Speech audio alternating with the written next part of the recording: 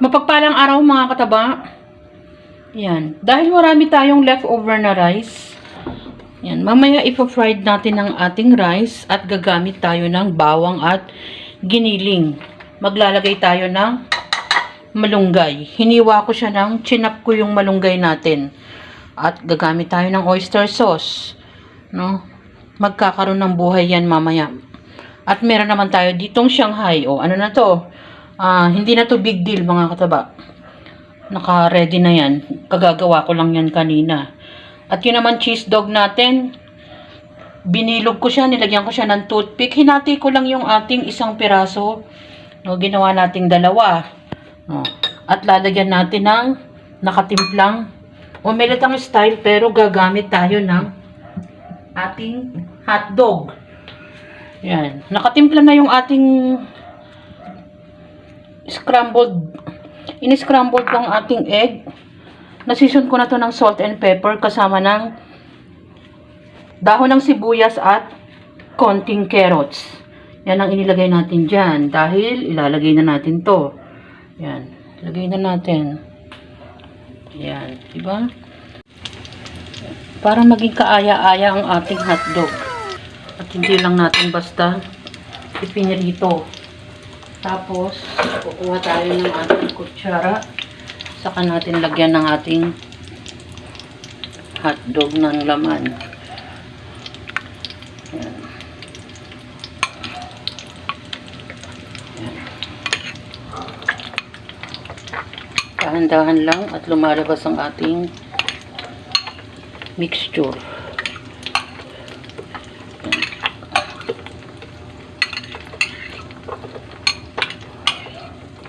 So, ganun lang. Lagyan natin to para hindi siya malungkot. Balansin natin ang ating egg. Ayan. Balikan natin. Na-fried na natin ang ating hotdog with egg. At lalagyan natin yan ng konting topping lalagyan natin ng konting cheese sa ibabaw. O, eto naman, na-fried ko na rin. Pandagdag natin ang ating Shanghai na favorite ni Mama Taba. Tapos dito, nagpalit tayo ng kawali dahil marami yung kanin. Ayan. Nilagay ko na yung ating bawang at giniling. Tapos, pwede na natin timplahan ng mga pampalasa natin. Unahin ko muna ang ating konting Ajinomoto, salt, ayan, oyster sauce,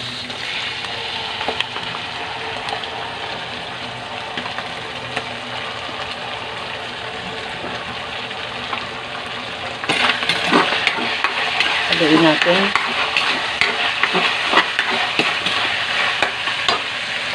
kanin, ating bahaw na kanin. Kita nyo, meron pang parang may egg yung pinanggalingan ng ating bowl. Yan. Ang pinakahuling ingredients nito ay ang ating malunggay. Ayan, pabayaan muna natin haluin.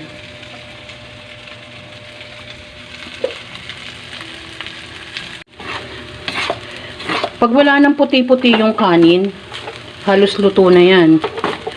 At dito pa lang mga kataba, huwag na kayong bumili ng chowpan. Gawin nyo na lang yung ganito. Tapos pwede na natin ilagay ang, patayin ko na kasi ang ating malunggay.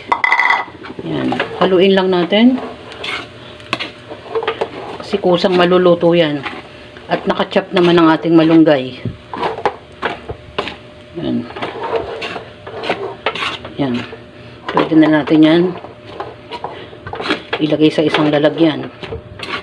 Yan. Okay na siya.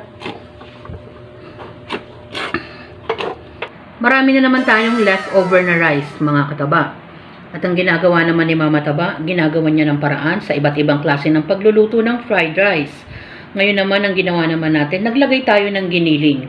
At ang pinaka masustansya nating gulay ay malunggay. No, yung malunggay, hiniwa ko lang, chinap lang natin yung malunggay. At bago maluto ang ating fried rice, saka natin inilagay para hindi naman ma-overcook ang ating gulay. Yan ang ating fried rice with malunggay. At yun namang ating egg omelette. O, nilagyan natin ng konting buhay ang ating hotdog at egg. Hindi natin basta ipinarito. Ginawa naman nating omelette. Nilagyan natin ng cheese on top. May halo siyang gulay mga kataba. Carrots at dahon ng sibuyas. Yun namang favorite natin, homemade na rin ang ating Shanghai. Yan ang ating pagsasaluhan na naman. Ang ating fried rice with malunggay, Shanghai at hotdog with omelette.